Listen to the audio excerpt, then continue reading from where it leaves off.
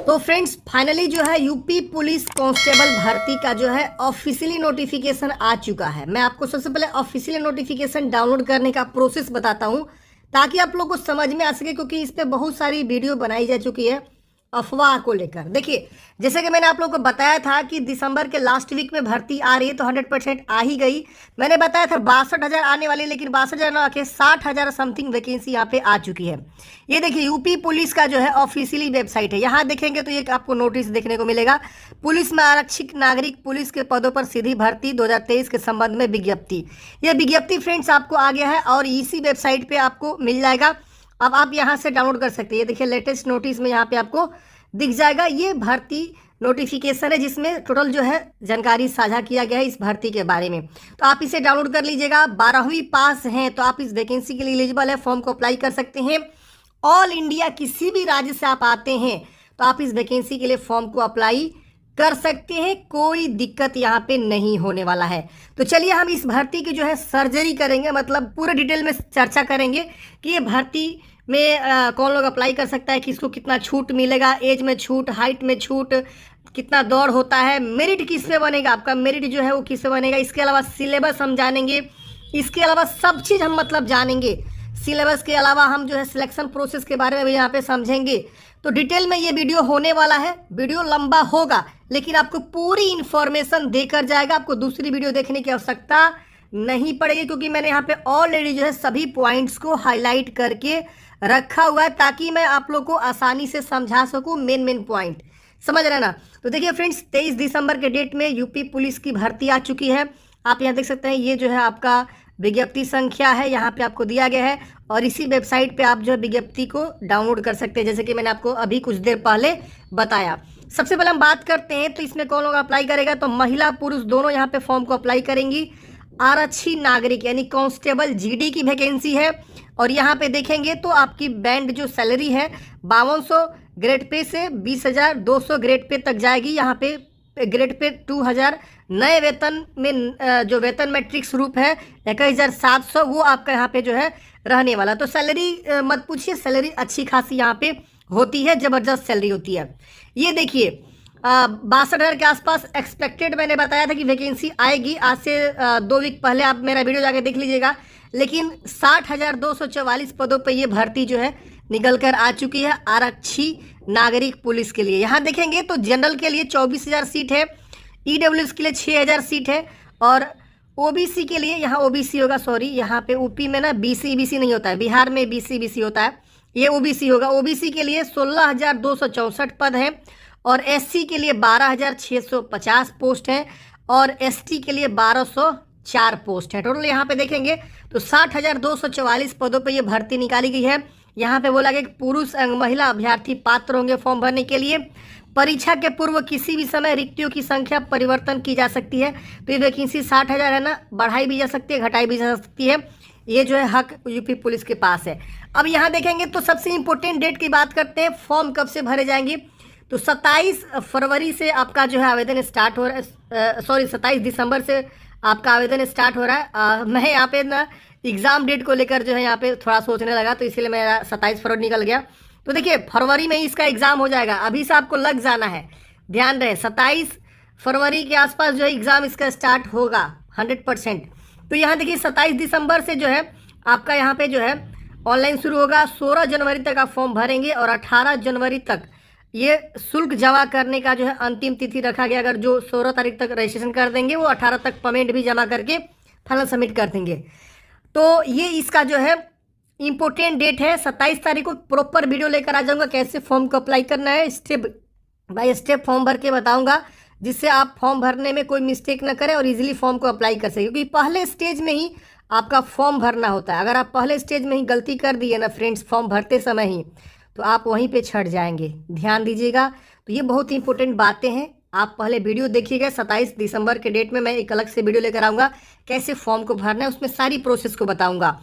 Form भरने का 400 रुपये अप्लीकेशन फ़ी है, भले वो किसी भी कैटेगरी से आता हो, महिला हो या पुरुष हो या अदर स्टेट का हो, जनरल हो, एससी हो, एसटी हो, सबके लिए 400 रुपये अप्लीकेशन फ़ी यहाँ पे निर्धारित किया गया। भारत का नागरिक हो, तिब्बत शरणार्थी हो, जो इतना इससे पहले भारत आया हो, वो यहाँ पे फॉर्म को अप्लाई कर सकता है। ये यहाँ पे एलिजिबिलिटी रखा गया है। तो ये शैक्षणिक योग्यता की बात करें तो आप जो है 10वीं एवं 12वीं कक्षा उत्तीर्ण किए हो तो आप फॉर्म को अप्लाई कर सकते हैं। भारत के किसी भी संस्था से, किसी भी यूनिवर्सिटी से, किसी भी बोर्ड से आप जो है 10वीं प्लस 12वीं दोनों उत्तीर्ण किए हो, 10वीं 12वीं यानी मैक्सिमम यहाँ पे जो है 12th बोला गया है, आप 12th पास हैं तो ये मिनिमम क्वालिफिकेशन है 12th पास, तो आप फॉर्म को अप्लाई कर सकते हैं, कोई दिक्कत नहीं होने वाला है। यहाँ देखा गया कि अपीयरिंग वाले जो है पात्र नहीं होंगे, यानी जो लोग अपीयरिंग है वो फॉर्म यहाँ पे नहीं भर सकता है। यहाँ पे देखेंगे तो आपका एक अधिमानी अर्हता यहाँ पे दिया गया है। जैसे होता है अधिमानी अर्हता होता क्या समझिए, जैसे अगर आपके पास कंप्यूटर का जो है सर्टिफिकेट है ओ स्तर का, तो आप फॉर्म भरते समय जरूर दीजिएगा, प्रीफ्रेंस आपको मिल जाता है अगर आप ये चीज़ देते हैं तो। इसकी वजह से अगर आप जो है प्रादेशिक सेना में न्यूनतम 2 वर्षों की आपने जो है टेरिटोरियल आर्मी में अगर काम किया है तो आप जरूर प्रीफ्रेंस दीजिएगा। और आपके पास जो है एनसीसी बी प्रमाण पत्र है तो भी आप प्रीफ्रेंस दीजिएगा। इसमें क्या होता है ना, मान लीजिए 2 कैंडिडेट्स ऐसे हैं जिनका टाई हो जाता है। टाई मतलब क्या कि मेरिट लिस्ट में सेम अंक प्राप्त हो गया रिटन एग्जाम में, तो होगा क्या ना, अब देखा जाएगा इन दोनों में किसके पास जो है कंप्यूटर का सर्टिफिकेट है, किसके पास कोई 2 वर्ष की प्रादेशिक सेना में कोई काम तो नहीं किया, इन दोनों में किसके पास यहाँ पे जो राष्ट्रीय कैडेट कोर मतलब ट्रिपल सी ये एनसीसी है तो उनको यहाँ पे इसमें से देखा जाएगा। और मान लीजिए इसको जो है एनसीसी है तो इसको पहले सिलेक्ट में रख दिया जाएगा, इसके पास नहीं है मान लीजिए इस वाले बंदे के पास, तो इसको यहाँ से हटा दिया जाएगा। तो ये आपको जो है ना ये अधिमान यानी प्रीफ्रेंस आपको मिल जाता है, ये अधिमानी अर्हता जो यहाँ पे रखा गया ये है तो दीजिए, नहीं है तो कोई दिक्कत नहीं होने वाला है, ठीक है ना। अब आयु सीमा की बात करते हैं तो आयु सीमा देखेंगे तो पुरुष अभ्यर्थियों के लिए ये आपका आयु सीमा का डेट काउंट करा जाएगा 1/7/2023 को, आपकी जो है न्यूनतम उम्र और जो मैक्सिमम उम्र है वो काउंट करे जाएंगी। तो 18 वर्ष तो मिनिमम उम्र सबको चाहिए, आप सबको पता है। और यहाँ पे पुरुष अभ्यर्थियों के लिए 22 वर्ष की, यहाँ पे 18 से 22 आपकी उम्र सीमा यहाँ पे बोली गई है। यहाँ डेट ऑफ बर्थ का भी रेंज दिया हुआ है 2 जुलाई 2001 से पूर्व तथा 1 जुलाई 2005 के बाद का नहीं होना चाहिए, मतलब इसके बीच आपका डेट ऑफ बर्थ है तो आप फॉर्म को अप्लाई करेंगे। बाकी अगर आप यूपी के निवासी हैं तो अगर आप SC ST से आएंगे और OBC से आएंगे तो आपको अपर एज में छूट भी मिलेगा, हाइट में भी आपको छूट मिलता है। तो हम आगे डिस्कस करेंगे कि उम्र में एज रिलैक्सेशन में इस कैटेगरी को कितना छूट मिलेगा, हम आगे डिस्कस करेंगे, क्योंकि नोटिफिकेशन में नीचे ही दिया हुआ है 5 वर्ष को, किसी को 7 वर्ष को, ऐसे जो है छूट दिया गया है अपर एज में। बाकी अदर स्टेट से कोई कैंडिडेट्स आता है तो उनका उम्र यही रखा जाएगा 18 से 22 वर्ष पुरुष के लिए। महिला अभ्यर्थी के लिए 18 से 25 वर्ष, सेम इसी डेट पे आपको काउंट करना है, आपका न्यूनतम 18 वर्ष कंप्लीट होना चाहिए और मैक्सिमम उम्र 25 वर्ष से ज़्यादा नहीं होनी चाहिए। यहाँ पे डेट ऑफ बर्थ का भी रेंज उनके लिए दिया हुआ महिला अभ्यर्थी के लिए। अब यहाँ देखिए लिखा हुआ परंतु अन्य पिछड़ा वर्ग यानी OBC और SC ST जनजाति के लिए श्रेणियों में अभ्यर्थी यानी उत्तर प्रदेश के मूल निवासी के लिए यहाँ पे देखेंगे अधिकतम आयु सीमा में छूट यहाँ पे दिया जाएगा। तो हम आगे डिस्कस करेंगे, अभी आगे पॉइंट वो आएगा। अब आपका चरित्र कैरेक्टर जो है सही होना चाहिए, आप शारीरिक रूप से स्वस्थ होने चाहिए, मानसिक रूप से भी आप स्वस्थ होने चाहिए, तो ही आप इसमें अप्लाई करिएगा। भर्ती की प्रक्रिया यहाँ पे देखिए बताया गया। अब बात आती है चयन प्रक्रिया के बारे में, तो चयन प्रक्रिया समझ लीजिए, रिटन एग्जाम सबसे पहले आपका होगा, उसके बाद से आपका दौड़ होता है, कोई गोला फेंकना नहीं, कोई हाई जंप नहीं, कोई लॉन्ग जंप नहीं, सीधे आपको रिटन एग्जाम देना है, उसके बाद से आपको दौड़ होता है, ठीक है ना। अब दौड़ में आपकी हाइट नापी जाती है, डॉक्यूमेंट्स वगैरह थोड़ा बहुत जांच किए जाते हैं और उसके बाद से आपका लास्ट में DV मेडिकल ये सब होता है। जितनी वैकेंसी है ना 60,000 समथिंग वैकेंसी है, तो 60,000 कैंडिडेट्स को ही ये लोग मेडिकल में बुलाते हैं। अगर मेडिकल में आप फेल होते हैं तो वैकेंसी रिक्त हो जाती है। यूपी पुलिस का ये नियम है, कोई आपको मल्टीपल कैंडिडेट्स को नहीं बुलाते हैं। अगर जिनका DV हो गया डॉक्यूमेंट्स वेरिफिकेशन और मेडिकल में चला गया तो 60,000 अगर वैकेंसी है तो 60,000 ही कैंडिडेट्स को ये लोग बुलाते हैं। इस चीज़ को विशेष ध्यान दीजिएगा। लिखित परीक्षा यहाँ पे समझते हैं कि ऑफलाइन यहाँ पे लिखित परीक्षा होने वाली है। लिखित परीक्षा में वस्तुनिष्ठ प्रकार के प्रश्न पत्र रखा जाएगा। 300 अंकों की आपकी लिखित परीक्षा होने वाली है। 2 घंटे का आपको समय यहाँ पे दिया जाएगा। 4 विषय से क्वेश्चंस रहेंगे, सामान्य ज्ञान, सामान्य हिंदी से क्वेश्चंस रहेंगे, संख्यात्मक एवं मानसिक योग्यता से क्वेश्चन रहेंगे और मानसिक अभिरुचि यानी जो आपका रीजनिंग होता है उससे रहेंगे। तो आपका सामान्य ज्ञान, सामान्य हिंदी, संख्यात्मक और मानसिक योग्यता और सामान्य अभिरुचि और बुद्धि लबी एवं तार्किक क्षमता जैसे यहाँ पे क्वेश्चंस आपके रहते हैं। अभ्यर्थी को लिखित परीक्षा में गलत उत्तर देने के ऋणात्मक अंक यहाँ पे प्रदान किए जाएंगे। निगेटिव मार्किंग भी यहाँ पे रहेगा। 150 प्रश्न आपको सॉल्व करने हैं 2 घंटे में। प्रत्येक सही उत्तर के लिए यहाँ पे बोला गया कि 2 अंक आपको दिए जाएंगे, यानी 300 अंकों का आपका होगा। 150 क्वेश्चंस आपके यहाँ पे रहने वाले हैं। अब यहाँ पे आप देखेंगे तो आपका निगेटिव मार्किंग जो है 0.5 मार्क्स भी आपका रहने वाला है गलत उत्तर के लिए, तो ये निगेटिव मार्किंग भी आपको प्रदान किया जाएगा। OMR आधारित परीक्षा आपका यहाँ पे होने वाला है, यानी ऑफलाइन गोला करना है आपको। अब यहाँ देखेंगे तो बताया गया कि 1 से अधिक पालियों में अगर आपका एग्जाम होता है तो नॉर्मलाइजेशन जो होता है वो आपका जो है अपनाया जाएगा। अगर एक ही दिन में सारा एग्जाम हो जाता है तो नहीं अपनाया जाएगा। तो मुझे नहीं लग रहा है, क्योंकि इस बार जो वैकेंसी है ना 60,000 प्लस है। तो आप समझ सकते हैं अभी बिहार में एक वैकेंसी आई थी, बिहार SSC इंटर लेवल की वैकेंसी, उसमें 25 लाख लोगों ने फॉर्म भरा था। सोचिए कितनी बड़ी जो है यहाँ पे फॉर्म भरे गए हैं। तो इसी तरह से मुझे लग रहा है कि इसमें भी ना हम लोग को लग रहा है कि 30 लाख 25 लाख के आसपास जो फॉर्म इसमें भी गिरने वाले हैं। तो ये आप देख सकते हैं यहाँ पे जो है ये कंपटीशन तगड़ा रहने वाला है। अब बात आती है शारीरिक परीक्षा एवं मानक परीक्षण के बारे में, शारीरिक मानक परीक्षा के बारे में। तो देखेंगे यहाँ पे जो है बताया गया कि लिखित परीक्षा में सफल पाए गए अभ्यर्थियों से अभिलेखों की समीक्षा एवं शारीरिक मानक परीक्षा में सम्मिलित होने की अपेक्षा की जाएगी। रिटन एग्जाम आप क्वालिफाई करेंगे, उसके बाद आपको जो है ये लोग डॉक्यूमेंट्स वेरिफिकेशन और फिजिकल स्टैंडर्ड टेस्ट के लिए आपको कॉल करेंगे। DV एंड PST, ध्यान रहे डॉक्यूमेंट्स वेरिफिकेशन पहले होगा एंड PST होगा। तो DV बहुत इंपॉर्टेंट चीज़ें हैं, लिखित परीक्षा के बाद ही आपका DV होता है। DV में क्या, देखिए अगर आप यूपी के निवासी हैं तो अभी आप जाति निवास आय, ये 3 चीज़ तो जरूर बनवा लीजिए, क्योंकि ये आपका लगता है फॉर्म भरते समय ही आपसे मांगे जाते हैं 3 चीज़। क्योंकि आपको अगर रिजर्वेशन चाहिए, यूपी का निवासी हैं तो आपको रिजर्वेशन चाहिए ही चाहिए, तभी तो आपको मिलेगा। क्योंकि अदर स्टेट वालों के लोग ज़्यादा लेते नहीं हैं।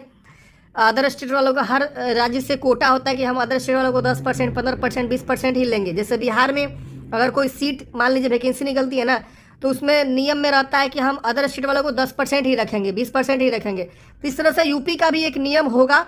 अब मुझे नहीं पता है, लेकिन ऐसे ही रहता है कि हम यूपी के तो बच्चों को सिलेक्ट करेंगे, लेकिन यूपी के बाहर के जो बच्चे हैं उनको हम 20% या 5%, 10% ऐसे ही सिलेक्ट करेंगे, ऐसा नियम होता है। तो ये चीज़ें हैं। अब यहाँ पे देखेंगे तो DV आपका होगा। तो DV में जो लिखित परीक्षा में अभ्यर्थी द्वारा कुल प्राप्त अंकों के आधार पर जो है एक जो है यहाँ पे सूची तैयार किया जाएगा। अब उस सूची में जितने कैंडिडेट्स होंगे उनका DV वेरिफिकेशन होगा। उसके बाद आपका जो है यहाँ पे फिजिकल स्टैंडर्ड टेस्ट होता है। तो फिजिकल स्टैंडर्ड में यहाँ पे आप देखेंगे तो पुरुष अभ्यर्थियों के लिए न्यूनतम शारीरिक मानक का जो यहाँ पे जानकारी दिया गया है वो देखिए। तो जनरल के लिए और OBC के लिए और SC के लिए, यहाँ पे शेड्यूल कास्ट के लिए, SC इसको बोलते हैं, ये अनुसूचित जाति, अनुसूचित जनजातीय अगर होगा तो उसको ST बोलते हैं, शेड्यूल ट्राइब्स बोलते हैं। तो उनकी जो हाइट है, यहाँ ध्यान दीजिएगा, यहाँ पे हम आपको एक बार इसे मिटा देते हैं ताकि आप लोग कंफ्यूज हो जाएंगे। 1 मिनट बस, थोड़ा सा समय दीजिए। हाँ ये देखिए, ये हमारा मिट गया। यहाँ पे समझते हैं, थोड़ा सा जानकारी समझते हैं। ये देखिए OBC के लिए और जनरल के लिए, अब इसी में अदर स्टेट वाले भी आ जाएंगे, ध्यान दीजिएगा। और इसके बाद से यहाँ पे SC के लिए इनकी जो हाइट रखी गई है पुरुष के लिए, मेल कैंडिडेट्स के लिए सिंपल 168 सेंटीमीटर मिनिमम ये हाइट है। इतना आपकी हाइट है तो फॉर्म भरेंगे। यहाँ मैं लिख देता हूँ, अदर स्टेट वाले भी इसी के अंदर आ जाएंगे, अदर स्टेट। तो ये आपकी हाइट है तो आप फॉर्म को भरेंगे, ये बहुत मैटर करता है। आप देख लीजिएगा अगर आपकी इतनी हाइट है तो फॉर्म भरेंगे। अब बात आती है यहाँ पे अनुसूचित जनजाति, यानी यहाँ देखेंगे तो ST के लिए यहाँ पे बात किया गया है। यहाँ पे ये ST के लिए यहाँ पे बात किया गया है 160 सेंटीमीटर आपकी हाइट है मिनिमम सेंटीमीटर, तो आप फॉर्म को अप्लाई करेंगे। और सिर्फ ये पुरुष के लिए बात किया। अभी मैंने दोनों जो बात किया पुरुष के लिए बात किया। अब बात आती है यहाँ पे महिलाओं के लिए। तो महिलाओं के लिए देखेंगे तो यहाँ पे जनरल और OBC के लिए, अदर स्टेट के कोई जनरल कैंडिडेट्स फीमेल है तो उनका 152 सेंटीमीटर उनकी हाइट जो है यहाँ पे चाहिए। और ST के लिए यहाँ पे जो है 147 सेंटीमीटर हाइट चाहिए। ये महिलाओं के लिए, फीमेल महिला अभ्यर्थी के लिए रखा गया हाइट। तो यहाँ पे आप ध्यान दीजिएगा, यहाँ पे जो है मैं लिख देता हूँ जनरल के लिए और OBC के लिए, ठीक है ना। और यहाँ पे जो SC है उनके लिए भी यहाँ पे सेम यहाँ पे हाइट रखा गया है। तो इस चीज़ को ध्यान दीजिएगा। ये आपकी जो है हाइट यहाँ पे रखी जाती है जनरल और ओबीसी और एससी के लिए, फीमेल कैंडिडेट्स के लिए। तो हाइट आप समझ गए होंगे। यहाँ पे पुरुष के लिए एक एक्स्ट्रा जो है यहाँ पे मेजरमेंट होता है, वो होता है चेस्ट। चेस्ट यहाँ पे देखेंगे तो सामान्य, अन्य पिछड़ा वर्ग और एससी के लिए यहाँ पे 79 से लेकर 84। तो मैंने यहाँ पे इसका बारे में लिखा हुआ है, आप यहाँ पे ध्यान दीजिएगा। यहाँ पे मैंने जो है इस चीज़ को लिख दिया हुआ है 79 से 84, ताकि आप लोग कन्फ्यूज ना हो। सीना की मैं बात कर रहा हूँ, चेस्ट के बारे में बात कर रहा हूँ। वही कोई अगर एसटी से है तो उनका ये सीना जो है चेस्ट यहाँ पे रखा जाता है, जो कि 77 से 82 रहता है।